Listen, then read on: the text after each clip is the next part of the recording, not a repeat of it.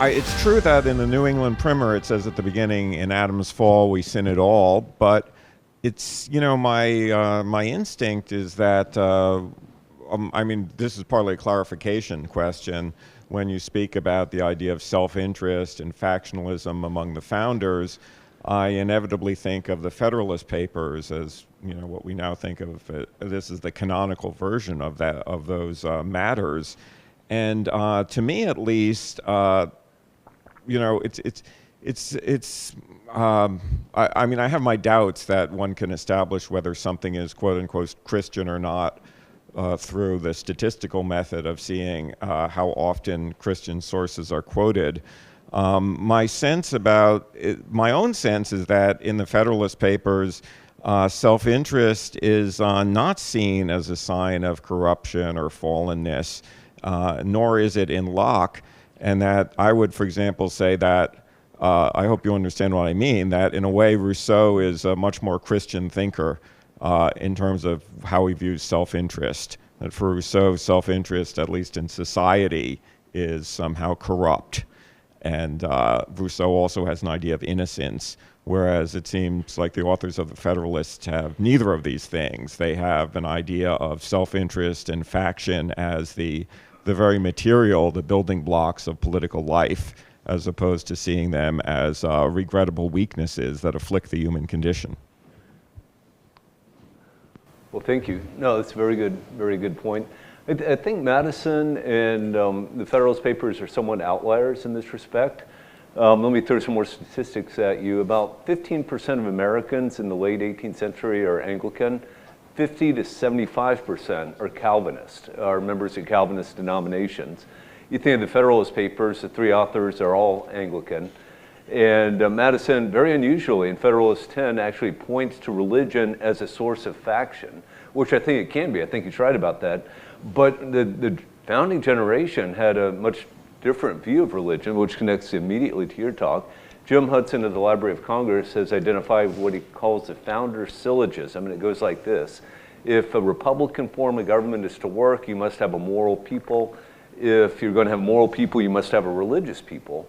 And clearly and indisputably in this context, they thought Christianity was necessary to generate these moral standards. So I think, and I agree with the statistics, you can't just cite who cites what and come to a conclusion. But I think if you dive into the literature beyond the Federalist Papers, that this idea that humans are sinful and that we have to take that into account when we build our political structures, it's just ubiquitous. You have a few little exceptions. The Pennsylvania Constitution is 1776. It was a disaster, right? And so what you see throughout the states at the national government is an attempt to avoid concentrated power through separation of powers, checks and balances, and that sort of thing. Thank you very much. That was one of the best panels I've heard anywhere. And Professor Abramson, I just ordered 2 of your books as a testament to your, so I'm contributing to your family's trust fund, okay, just to let you know. I have 2 questions, and unfortunately toward the end, I couldn't hear, there was some kind of microphone malfunction or something, but my question is, how do you define religious supremacism? And then toward the end of your talk, you mentioned one thing that the courts need to do today is to define religion. How would you begin to help the courts define religion? So, 2 separate questions. How do I define religious supremacism? The same way I define any other form of supremacism. If you believe, if your position is we deserve specific rights under the law because, well, in case of religion, it would be because we are theologically correct and everybody else is wrong, that's religious supremacism. Okay? And my position is that is antithetical to the American system. Right? The American system, when we say no establishment, is literally, we are not taking a position on theological correctness. Right? We have no idea. The U.S. government takes no position on who is getting into the kingdom of heaven. Right? You're entitled to your own belief, and at some point, if God feels like coming down and letting us know, we'll all learn something.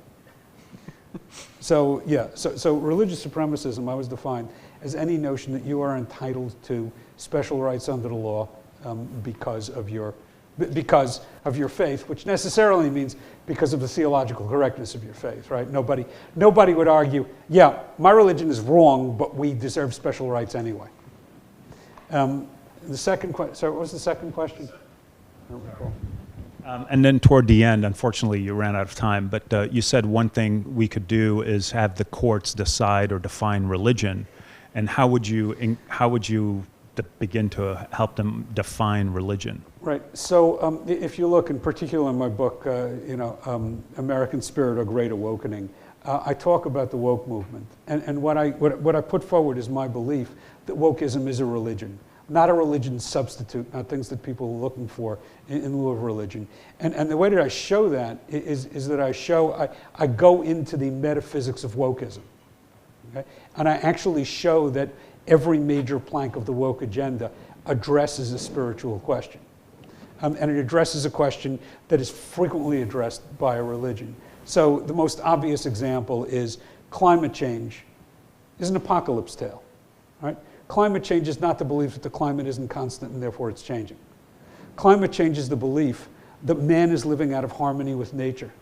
And if we do not alter our lifestyles and repent from our profligate ways, the earth, seas, and skies themselves will rise up to smite us down and destroy all that we have built. Okay? That's an apocalypse story. I don't quite know why every faith seems to have an obsession with understanding the end of times, but I observe that they do. A less obvious one, that is only less obvious until I say it for the first time, the trans movement. What's the thing that interested me about the trans movement was I actually knew trans communities. I knew the trans community in San Francisco a decade before this stuff hit the front page. And then it hit the front pages. And all of a sudden, this to me was really interesting, tens of millions of Americans who had never knowingly met a trans person, had never given the issue a matter of thought, suddenly had this passion for this issue. I wonder what's going on here. And then I realized at the heart of the trans issue, at the heart of the trans issue, somebody shows up and says, I'm trapped in the wrong body. Now, everybody gets distracted into arguing whether that's meaningful or you can be born the wrong gender or whatnot. We forget to look at the basics, which is, okay, what you've just told me, you, secularist, you non-binary advocate, you member of the trans movement, you believe that there is a you, that there's a me that is separate from my body, that is a truer indication of who I am. We can't test for it. We can't observe it. But it's there and it defines the truth of who I am in a way that this outer shell does not. Seems to me that every faith I've ever encountered has that belief. Usually call it the soul. Okay? So I go through it and I show that this is a real religion because it fills metaphysical needs. And it addresses spiritual questions. And I think that you can do that with many of these things. One of the reasons that as Professor Ellis spoke about yesterday, one of the reasons that Marxism kind of collapsed, and what you get in its wake is cultural Marxism, is that Marxism just ignored too many questions. Religion is the opiate of the masses, it's stupid, we're going to ignore it. Well, maybe that's right, except that it also answers questions you can't answer. Okay? There is nothing within the Marxist framework that tells me where my grandparents went after they died, or where my kids were before I met their mother. Okay? You can't answer, so you need to weld on other parts. And this is what we're seeing. And we do need, and this is why I believe that the strongest argument against some of the woke stuff that's being taught, particularly in public schools, is that it's an establishment of religion. Okay? But nobody has brought that case because there has never been a case in American history where someone has said, what you're doing is establishing your religion in the public sphere, and the defense has been, we're not a religion. Okay? The question has never been answered. There have been weak attempts to answer what is a religion in the free exercise realm, mostly around conscientious objectors during the Vietnam War. They are uniformly recognized as inadequate, incoherent, inconsistent, and impossible to apply. We don't know we do know that there are entire bodies of law that only apply to religion, but we don't know what a religion is. And that's a problem.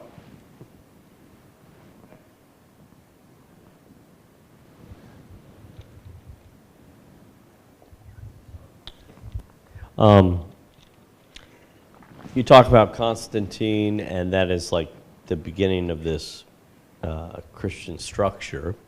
And then in America, this Protestant movement becomes the Protestant structure. But I mean, I've never looked at it like that. It was very interesting. I really enjoyed the whole conversation. But I think it leaves out the fact that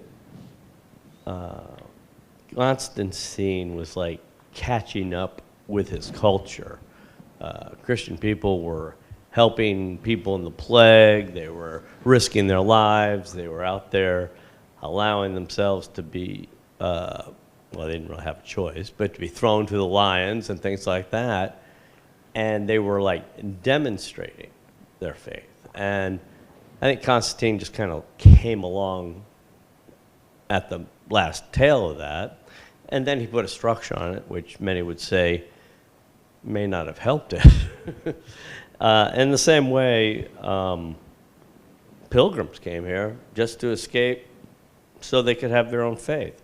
And many, many people came to America. I mean, a lot came for business, the London Company and all that, but a lot of people did come from their faith. And they do, for the most part, did have a mindset that was similar, but it's hard to see it as a Protestant structure or whatever, in my mind anyways, because, I mean, Jewish people came from the very beginning. Rhode Island was known for being a very multicultural state, but if you were in Massachusetts, they were very strong about their faith, that, you know, you had to be a certain way. So I think it's more organic is my point, that's all. Well, there's obviously an important organic component. When I talk about structure, I'm talking about governance structures, which is, you know, how we deal with people under law. Let me say, by the way, I'm Jewish, so I take no position at all on, you know, the theology of Christianity. Okay, I have no position at all on you know, on what, or Islam, by the way. I've you want to know deeply offensive religious statements? I couldn't believe that both George W. Bush and Barack Obama gave speech after speech after speech where they told people what the truth of Islam is. And I thought, I cannot imagine anything more offensive. If I were a Muslim, I mean, you know, you're outside the faith. You do not have a right to an opinion as to what the truth of my faith is. Maybe you have a right to an opinion as to what the truth of your faith is. But to stand up and say, well, look, I'm not a Muslim, but the truth of true Islam is peace. It's like, no. You want to know what true Islam is? Ask Muslims. Okay? Presidents don't get to talk about that. Governance structures are necessary, and I'm just talking about within the denomination. I'm talking literally, how do you run a country? And you do need those things. And yes, obviously they're going to emerge out of the culture. Okay, I mean that's where you know, there's always a cultural idea that precedes its realization, whether you're making a product or you're forming a government. So absolutely, but you know, and by the way, it turns out that you know, those first couple of hundred years of pre-Constantine Christianity have proved to be very important because they injected elements of humility in Christianity that many other movements, I mean, you know, Islam never had that, right? Islam was trying, in fact, the Islamic argument was kind of hard to refute. If we weren't touting God's newly revealed truth, why have we been so successful? I mean, that's a pretty compelling argument. So, you know, but yeah, you do need, and absolutely, the concretization of an idea is always going to follow its cultural development.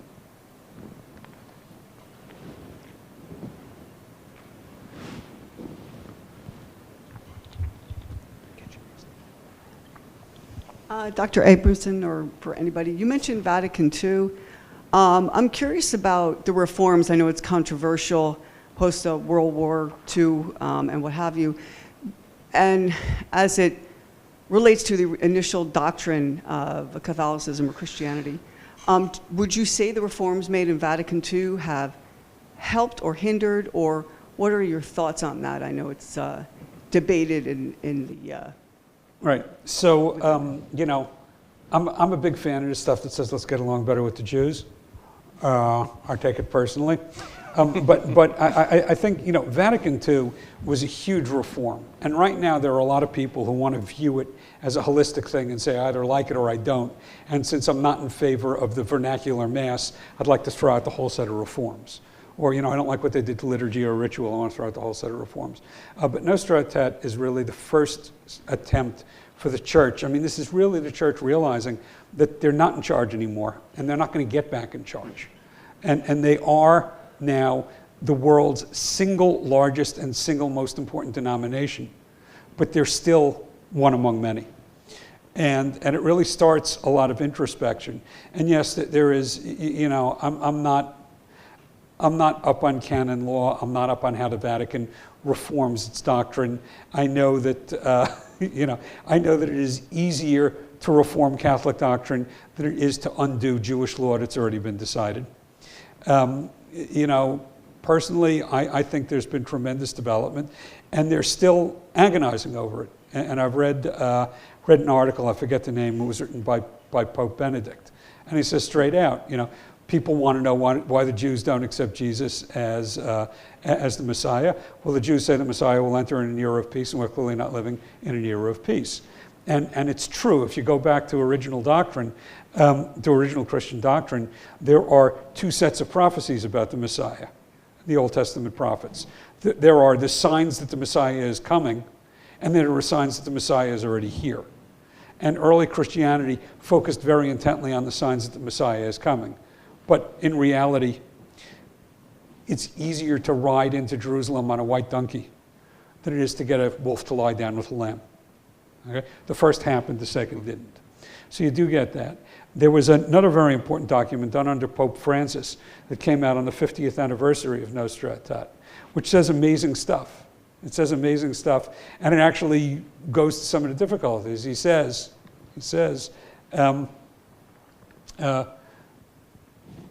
the Jews can be saved, but how the Jews can enter the kingdom of heaven without passing through Christ remains a divine mystery. That's huge movement. Okay, that's huge movement. Now, whether non-Catholic denominations want to go there, there's also, we talk now about Christian Zionism. So I keep telling my Jewish friends, you got to be very, very careful, because the Christian Zionist movement and various evangelical movements, they can be pro-Israel for geopolitical reasons, but they see the modern state of Israel as the beginning of the fulfillment of messianic deliverance, ushering in the Messianic era. And in fact, I've even had people tell me that they see that to some extent, the proximity of the Holocaust and the founding of the State of Israel is a crucifixion and resurrection story, which I will tell you right now is not how many Jews see it. So when you talk to Christian Zionists or you talk to evangelicals, you have to be aware that they, unlike most Jews, believe that the modern State of Israel is a step towards Messianic deliverance. On the other hand, the Vatican is clear. The reason that they support the modern State of Israel as the homeland of the Jews is that it is not Messianic deliverance, and there is no theological significance to it. It is a matter of temporal governance, and the Jews are a nation like all other nations, and they're entitled to a homeland. So you got to be very careful when you talk about these things. My first question will be for Dr. Abramson. I noticed, and I thought it was really fascinating, how you made the beginning of Western civilization, Alexander the Great invading Judea, and then the establishment of Hellenism. Why not push it back farther? Why not start with Abraham? Why not start with monotheism and the idea that the Creator can be personally known, that the Creator can give you a set of laws to live by that are affirming that sense of the Imago Dei, affirming that sense of individual rights?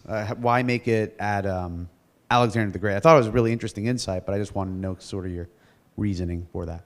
Well, I mean, I believe that there was a lot of history before Western civilization. I mean, I don't, you know, I'm not going to start with, I don't feel compelled to start Western civilization with Abraham any more than I feel compelled to start it with Adam. Although clearly there was no Western civilization before Adam. You know, but I actually think that Western civilization is relatively young.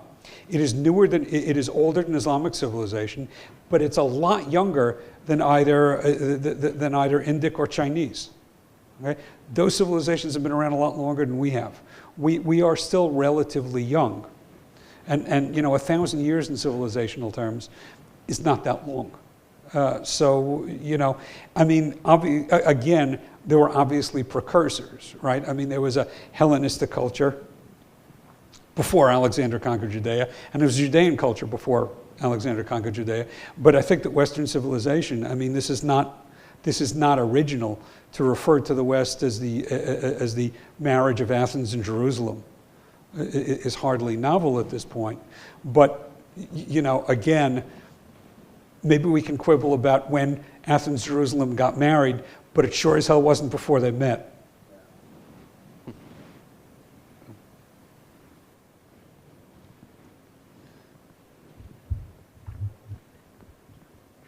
Thank you both for your presentations today. I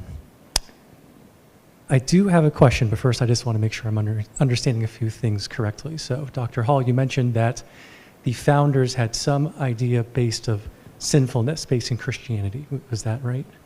That's correct. Okay, excellent. And this seems to me to be somewhat in contradiction with Locke and Enlightenment thinking, because at least in my case, when I learned about the American Revolution, I learned about it as a product of the Enlightenment. And Dr. Abramson, in yours, you spoke about the conflict or differences between the American Revolution and the French Revolution, with how possibly the French Revolution took Enlightenment thinking too far to utopianism.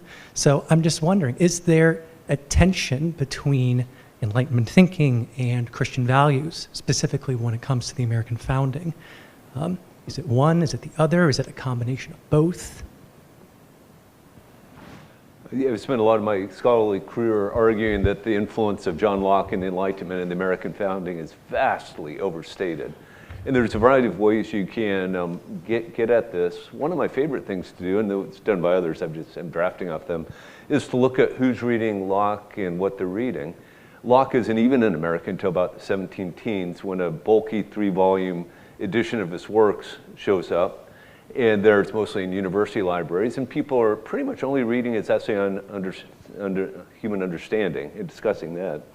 The Letter on Toleration gets some play in the First Great Awakening in the 1730s.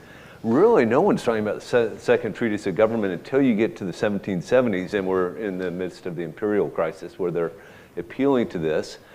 But you don't need to go to Locke for any justification of this, because within Reformed communities, going back to Calvin, but then certainly Knox and Ponet and Rutherford and others, you have this really robust development of a resistance ideology that is alive and well long before Locke wrote the Second Treatise.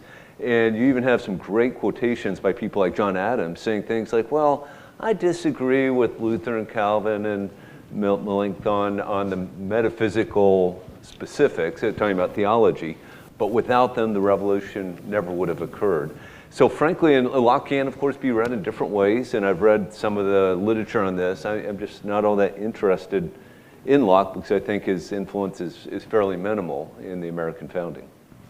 One thing I might also mention in that respect, to my mind, the first full comprehensive account of natural law and the natural rights doctrine of the founding that you see in North America, at least to my understanding, is from the Puritan minister John Wise in, I think it's 1717 or maybe in 1707, the vindication of the church governments of New England. And he develops this account of natural law, of equality that we would recognize in the Declaration of Independence or other formative documents from the founding era. And to my knowledge, to my recollection, Wise does not quote Locke at all. His source for much of this, to the extent that he quotes somebody or cites somebody, is Samuel Pufendorf.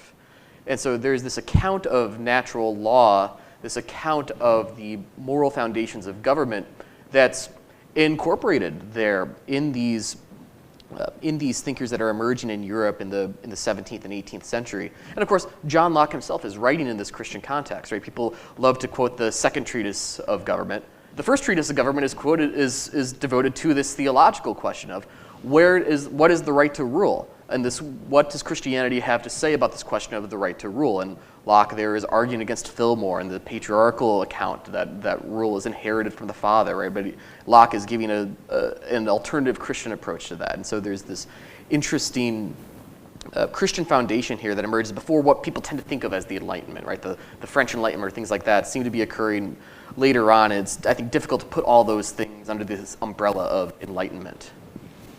And, I'd also just toss in that all of these writers, you want to look at Locke, look at Marx, they're post-Christian in a way that they are not post-Confucian or post-Vedic or post-Islamic. Okay, I mean, you can't, they can talk down the parts of Christianity that they dislike, but in fact, the parts of Christian society is just so embedded within them. It's the platform in which everything that they're doing works. That things are coming through. Tom Holland wrote a great book called Dominion, and he basically shows that pretty much every category of discussion we have, whether you think of it as Christian or anti-Christian or secular, every category of our discourse comes out of the church at some point or another. So in the earlier session, I made a kind of provocative comment about how difficult it is to make a unified theory of the American founding or the political thought of the founding. And this Locke question is an example of this. While it could be the case that the second treatise is overstated, I think it's also the case that Americans were citing him quite early. I think Craig Urish in his book says that, for example, Connecticut clergy were quoting him on conquest as early as the 1720s with respect to native land claims, for example. So, that raises, I guess, a larger question. That is trying to think about, say, representativeness. If you take out, say Jefferson, and you take out Madison and the syllogism, what's left of the syllogism afterwards? Or what's left of an alternative syllogism, and how much can we do it? It seems like the argument against the wall metaphor is way better than the argument against the second part of the syllogism.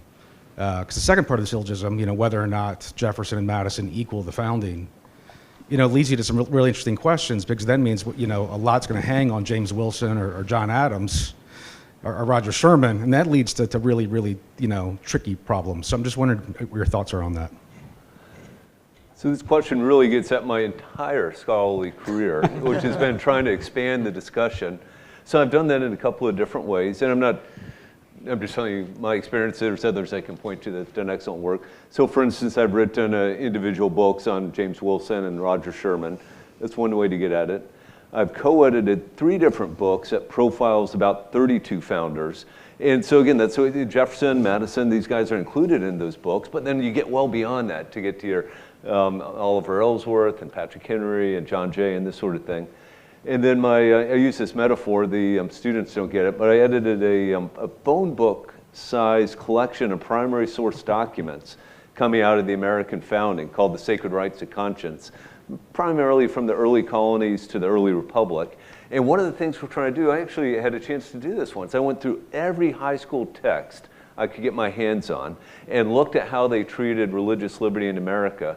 And almost all of them just drew a straight line: Thomas Jefferson, James Madison, Virginia experience, First Amendment. And part of my life's goal is to make people understand there's a lot more going on than that. And if we want to have a full and accurate account of religion, of religious liberty, of church-state relations from the American founding, we just have to turn our eyes from a Madison and Jefferson, as important and influential and interesting as they are, and look at the broader constellation. Some of this has to do with my understanding of documents. So there are some scholars who believe you can understand the Declaration of Independence just by thinking really hard and studying Thomas Jefferson really, really hard.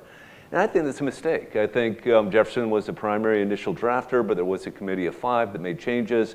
And then the Congress made something like 80 changes to Jefferson, the draft that came out of committee.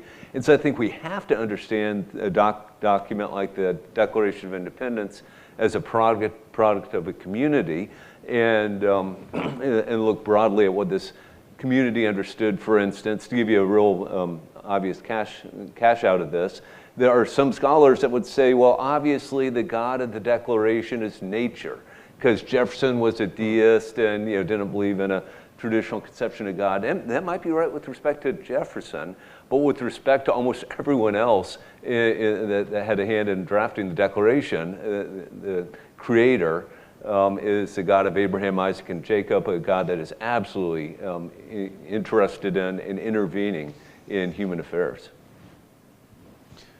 I think even if you want to focus on Jefferson, I mean, one of the things that people don't talk about, there's a book called the Jefferson Bible.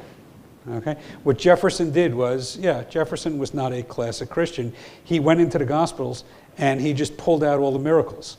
And what he's left with was it the life and morals of Jesus of Nazareth?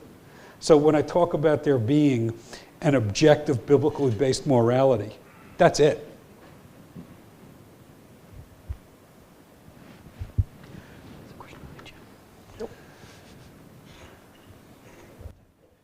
So I probably should have asked this question at the earlier panel when we were talking about Locke's influence, but since it's been brought up again,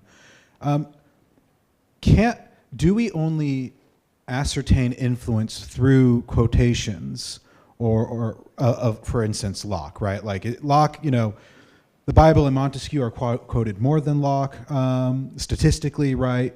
But for instance, Trenchard and Gordon are strongly smuggling in Lockean arguments, and Cato's letters are quoted by more than anyone in the early period. They both quote Locke, and then they appropriate Locke at that time. And then being a Franklin scholar, Franklin famously never tells you who he's quoting, but he's stealing from everyone. So you have to go through all the primary sources, right, to compare. So how, is it fair to say Locke has minimal influence, like the right to revolution, that is clearly a Locke, at least it's articulated in a Lockean manner. And I certainly think that would be highly influential, right, to the founding. So yeah, just to formulate as a question is, how would you say we should judge or evaluate influence? So I guess I would say you're right, that you have to be far more comprehensive. You have to get after things. You can't just look for references to Locke's name. You can look for ideas and so forth and so on. But I think that is part of the story, right, that you would want to say. If someone is, one of the worst books I've ever read argues that really the founders were influenced by Spinoza. And then he goes on to say, well, there's no evidence that anyone ever referred to Spinoza or said Spinoza or had Spinoza in their library. But look, this idea is similar to that idea. It's just a horrible argument. I would kind of make that argument in reverse. So John Calvin, for instance, in the last edition of the Institutes of the Christian Religion, 1559, is crystal clear that inferior magistrates may properly resist a superior magistrate who becomes a tyrant.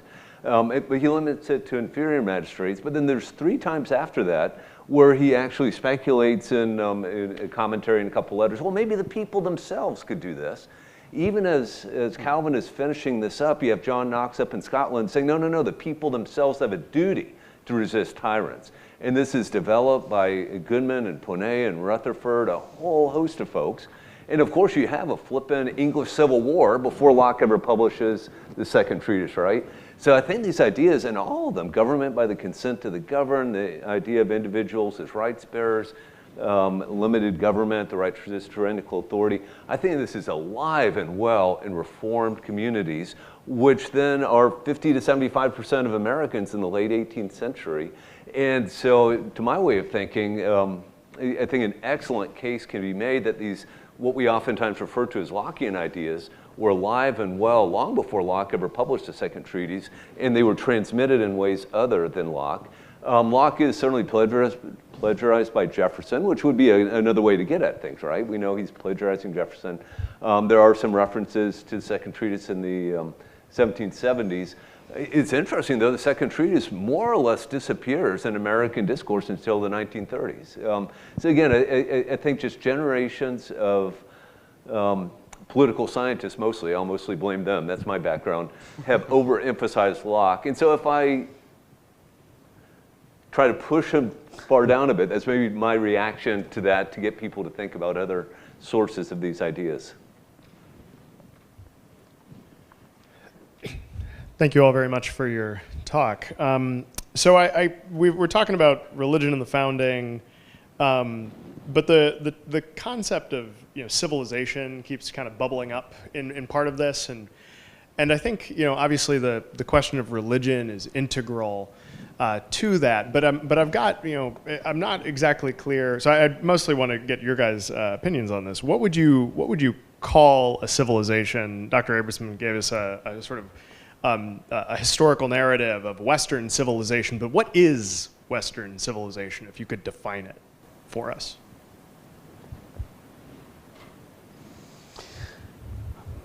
I think the political science literature actually goes into definitions of civilization. Huntington did a good job when he talks about a clash of civilizations.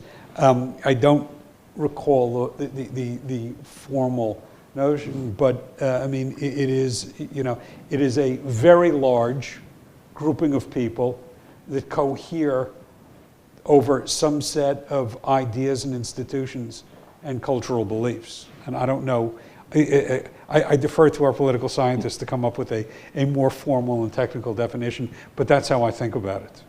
That sounds good to me. Okay. It really does. I have one very brief question for Dr. Hall. You mentioned that George Washington's favorite biblical verse was Micah 4:4. What is that verse? Is that swords into plowshares?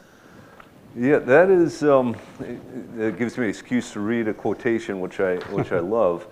The letter to the Hebrew congregation in Newport, Rhode Island, which you referenced, I love. It's a beautiful letter. Here's how that letter concludes. May the children of the stock of Abraham who dwell in this land continue to merit and enjoy the goodwill of the other inhabitants, while everyone shall sit in safety under his own vine and fig tree, and there shall be none to make him afraid. May the Father of all mercy scatter light and not darkness in our paths, and make us all in our several vocations useful here, and in his own due time and way everlastingly happy. There are 7 separate citations or quotations of the Hebrew scriptures in that little paragraph alone, including this business about the vine and the fig tree, which is Micah 4:4, which makes sense, right? It's an eschatological image of someone, and this would really appeal to a man of war, I think, being able to just sit in safety under his own vine in fig tree, private property and sustenance, right?